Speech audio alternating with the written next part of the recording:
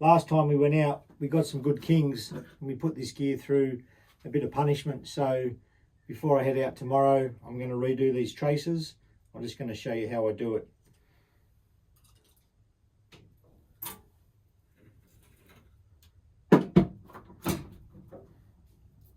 I run what I like to call the poor man's downrigger. So it's simple heavy duty snap swivel down to a rubber band which I hang my sinker off. My trace comes off here, solid ring down to a solid hook, and then I run a floating hook that stops on this stopper so I can adjust it. But this needs to go and put a fresh one on, so we'll snip that off. Reuse the hooks because they're in good condition.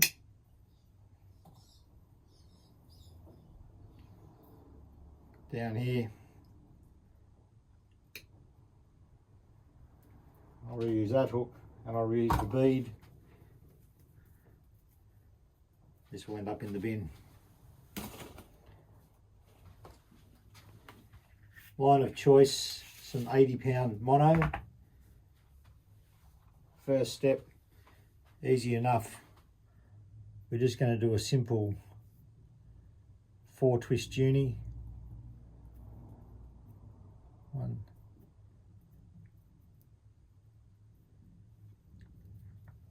Always lubricate these knots so they'll pull down nicely, but pull them down with something firm.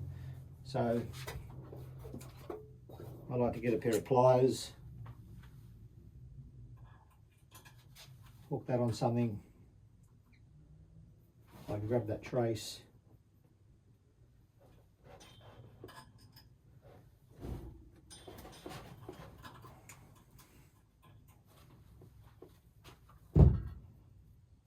Pull that nice and tight. And trim that off. Happy with that knot there.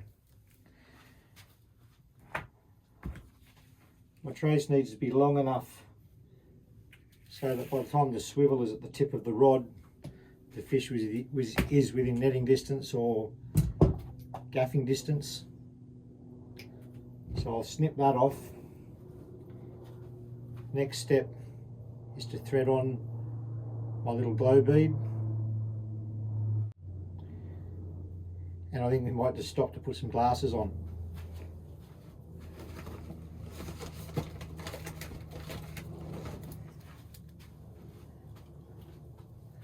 Heaps better.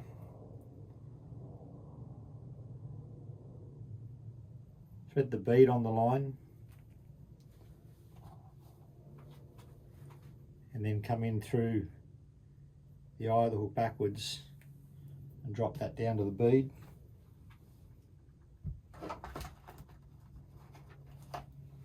Now we'll tie the solid ring on. We'll do another 4-twist uni.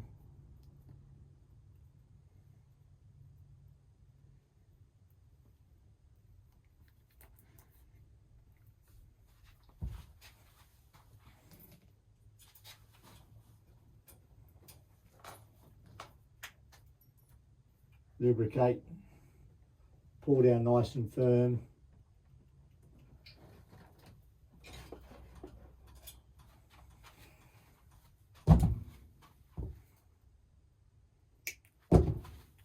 And trim that nice and close.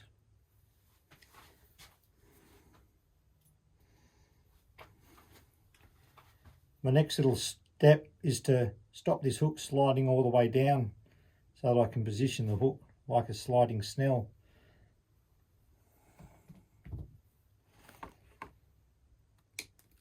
For that, I'll just grab a bit of 40-pound mono. Wherever I want it to stop, hold that line against and just do a 3-twist uni knot, otherwise known as a stopper knot. Pull that tight onto the line and then again trim the excess off that.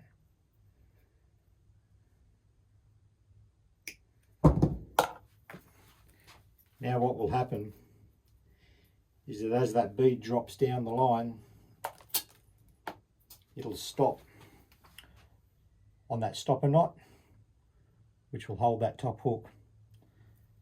So I can slide that closer to the hook for a shorter rig, even a bit shorter, or I can bring it back the other way for a longer one. That's only got to take the weight of a squid as you're pulling them along, or a yellowtail, so it doesn't need a lot of pressure. If by some chance a big fish comes up, swallows that hook as well, well then he'll just slide down the line and then you'll hook him on the bottom one. But by having that set up, I've only got one weak point there with that hook tied on.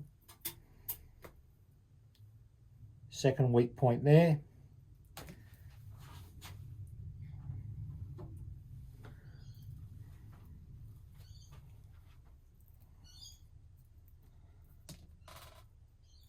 That solid ring's not going to fail like a swivel. That's a heavy ball bearing swivel. This is 80-pound braid with a plat double, so that's not a weak point either. When I come to putting the sinkers on, it's just a matter of choose your snapper lead depending on the depth.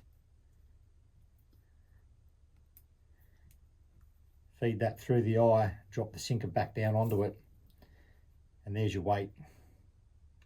So hopefully this works. Head out tomorrow and see if we can get some more kings. See you out there.